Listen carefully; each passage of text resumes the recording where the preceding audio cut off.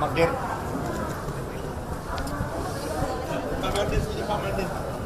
Ya.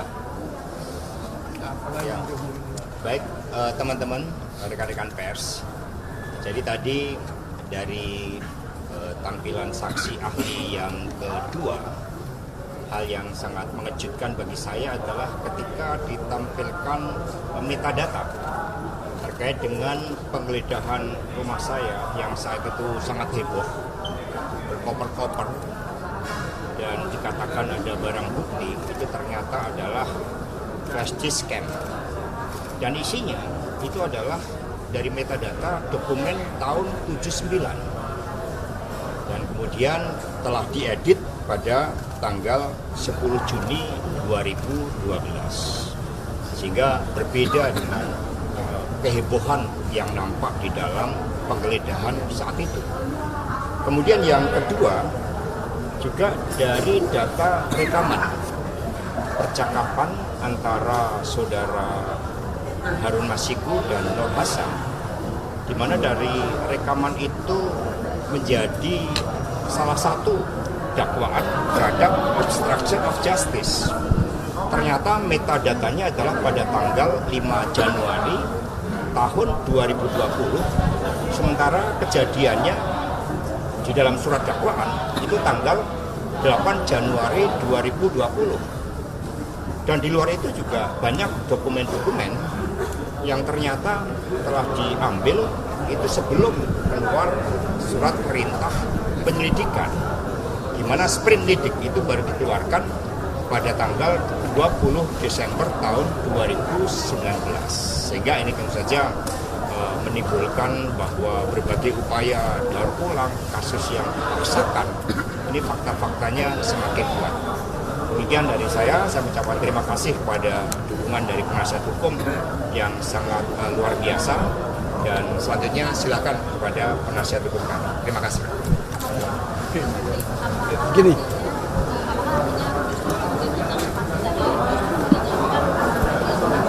ya jadi begini, kalau kita mulai, saya mulai dari pagi ya. Pagi tadi ahli itu menerangkan terkait dengan satu rekaman tentang keberadaan Pak Hasto, keberadaan Harun Masiku yang pertama berada di Jakarta Barat, di Kebun Jeruk. Kemudian yang kedua dalam waktu 1 detik atau 1 menit itu 1 detik dia kemudian berada di Sarinah, bukan di Sarinah, di Tanah Abang.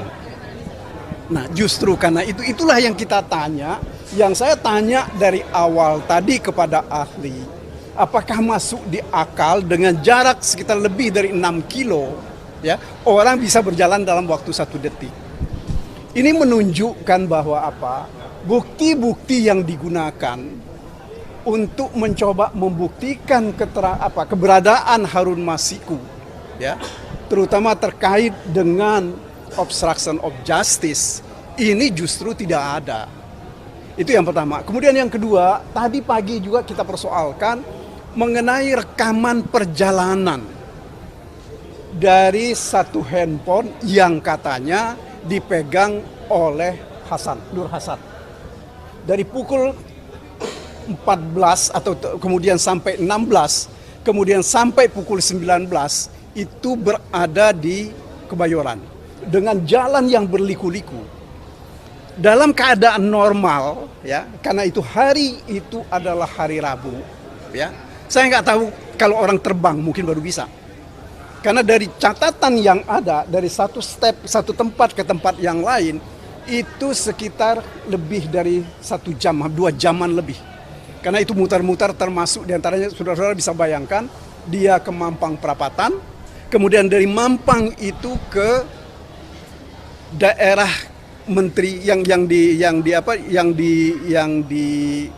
depan belakangnya LIPI, ya, itu yang namanya saya lupa namanya itu, ya. Ini memerlukan waktu yang kalau dalam keadaan normal pasti lebih dari 30 menit dari satu tempat itu saja ke tempat yang lain. Jadi apa yang mau kita katakan. Kemudian tadi terakhir juga ahli yang terakhir ini juga tidak diminta untuk memeriksa kebenaran CDR yang tadi pagi diperiksa oleh seorang ahli yang tadi dihadirkan. Ini artinya apa? Betul-betul mereka tidak profesional di dalam menggunakan bukti-bukti dan terutama untuk membuktikan dakwaan.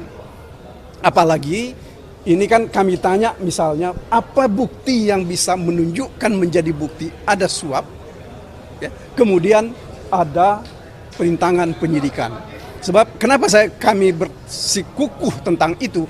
Karena beberapa waktu yang lalu saksi dari KPK pun mengatakan bahwa mereka tidak ketemu Pak Hasto di PT IKA. Ya, kalau saya hitung dari Menteng sampai ke Wijaya 1 itu sekitar 10 kilo atau lebih. Jadi tidak mungkin orang dalam waktu 10 kilo itu bisa dalam waktu kurang dari setengah jam. Ya. Ini saya kira hal-hal yang menurut hemat kami ini menjadi bukti bahwa betul-betul rekayasa terhadap perkara ini memang dilakukan secara terstruktur. Ya. Jadi apa yang mau kami katakan adalah bahwa apapun nampaknya sekarang dilakukan untuk menghukum Pak Hasto. Satu lagi yang lebih penting yang tidak kalah pentingnya. Dari 46 penyitaan itu tadi sekitar lebih dari hampir 40 ya, 3 atau 35-an penyitaan itu dilakukan oleh Rosa. Ya. Saya nggak tahu penyidik yang lain kemana.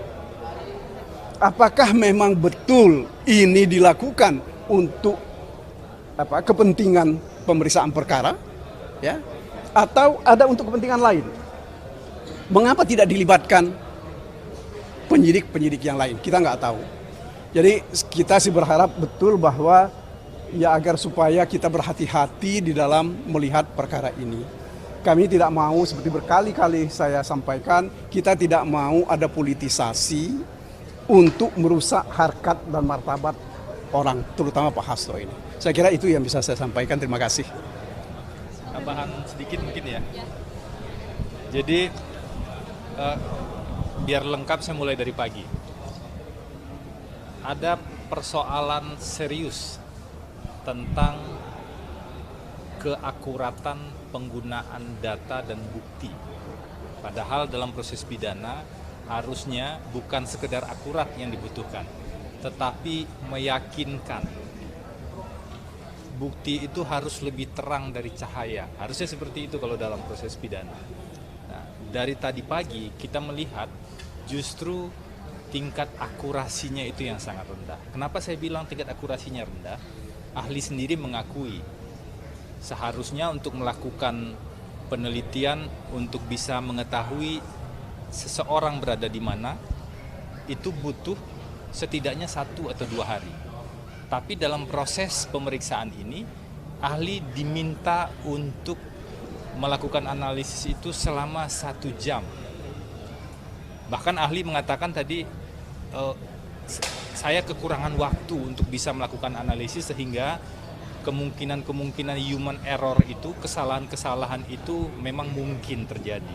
Nah, ini penting sekali karena terkait dengan seberapa akurat bukti yang diajukan yang menunjukkan seseorang itu berada di mana. Berada di mana Pak Hasto pada waktu itu, Kusnadi, Nur Hasan, Harun Masiku, itu tergantung bukti, salah satunya adalah CDR. Poin kedua adalah satu-satunya bukti yang dijadikan pedoman dalam menentukan posisi orang-orang pada hari itu adalah bukti CDR atau call detail record. Tetapi sore ini kita dengar secara langsung bukti CDR itu tidak diaudit dalam proses digital forensik. Pertanyaannya, bagaimana mungkin bukti yang seperti itu bisa digunakan dalam sebuah proses hukum pidana, apalagi untuk membangun tuduhan tentang seseorang melakukan tindak pidana. Nah, bagi kami selain untuk perkara ini mestinya jadi koreksi bersama ke depan. agar bukti-bukti yang dihadirkan betul-betul bukti yang meyakinkan. Jadi tidak cukup tuh hanya dengan call data record saja, tidak cukup hanya dengan mengetahui handphone itu berada di BTS yang mana, gitu kan. Tapi betul-betul harus diawasi, betul-betul harus ada konfirmasi dari bukti-bukti yang lain. Nah, yang ketiga, yang terakhir nih yang saya mau sampaikan dari proses sore ini. Tadi kita bisa melihat ya, sebenarnya sebagian besar data-data itu adalah dari data-data lama yang kemudian dilakukan, ada yang sebagian dilakukan analisis digital forensik kembali, ada yang sebagian menggunakan data yang lama. Dan klaim tentang adanya bukti-bukti baru itu sampai dengan persidangan hari ini udah mau selesai ya, tinggal satu kali lagi JPU menghadirkan bukti, menghadirkan ahli, itu belum kita lihat yang data baru atau bukti baru yang betul-betul menunjukkan Pak Hasto satu misalnya tuduhannya turut memberikan uang yang 400 juta, itu belum kita lihat tuh bukti-buktinya. Yang ada pembicaraan pihak-pihak tertentu, pembicaraan Saiful dengan Doni, sementara Saiful sendiri di persidangan mengatakan saya dan Doni yang create soal suap menyuap itu. Pak Hasto tidak pernah menyuruh, Pak Hasto tidak pernah dilaporkan soal skenario suap menyuap itu. Itu satu bagian dakwaan yang penting. Dan kemudian bagian dari dakwaan-dakwaan lain juga semakin tidak terbukti sebenarnya dari rangkaian proses persidangan ini. Tapi nanti kita lihat ya, di persidangan berikutnya kan masih ada 2 orang ahli, kami tidak tahu ahli yang mana yang akan dihadirkan. Nanti kita tunggu saja informasi lebih lanjut. Harapannya sederhana, di proses persidangan yang terbuka ini semuanya semakin terang benderang. Sehingga kita bisa memahami secara objektif mana yang terbukti, mana yang tidak terbukti, sekaligus melihat mana yang sebenarnya mengada-ngada atau diada-adakan, sehingga harapannya siapapun yang melihat persidangan ini bisa memahami apa benar tuduhan terhadap Pak Hasto atau tidak benar. Harapan lebih jauh tentu saja nanti ke depan Majelis Hakim betul-betul memutus sesuai dengan fakta di persidangan, memutus dengan adil. Jadi harus dilihat tuh apakah terbukti atau tidak terbukti. Mungkin seperti itu. Jadi agar tidak ada kekhawatiran-kekhawatiran misalnya kalau diputus A, maka khawatir ada implikasi non-hukum dan lain-lain. Ini ujian bagi penegakan hukum kita. Jangan sampai ada aspek-aspek non-hukum yang kemudian berkelindan mempengaruhi sebuah proses hukum. Mari kita kawal bersama-sama karena sidangnya terbuka. Kita lihat bukti-buktinya secara objektif. Itu ajakan kami dari tim penasihat hukum. Artinya Anda mengatakan bahwa ada kesan kasus ini dipaksakan dengan tidak akurat dan bukti dan kemudian banyak bilang buktinya tidak meyakinkan. Yang bisa saya uraikan sampai dengan hari ini ada persoalan serius terhadap akurasi bukti. Salah satunya tentu yang diuji tadi pagi kan soal analisis posisi ya tentang call detail record. Dan yang kedua tadi terkonfirmasi di ahli yang kedua, ahli sore ini bahwa data tunggal CDR tadi itu ternyata juga tidak melewati proses audit. Jadi secara prosedur juga ada pertanyaan serius tentang hal itu. Dan banyak catatan lain kan sebenarnya yang sudah kami sampaikan dari rangkaian persidangan demi persidangan. Mungkin itu dulu ya. Terima kasih.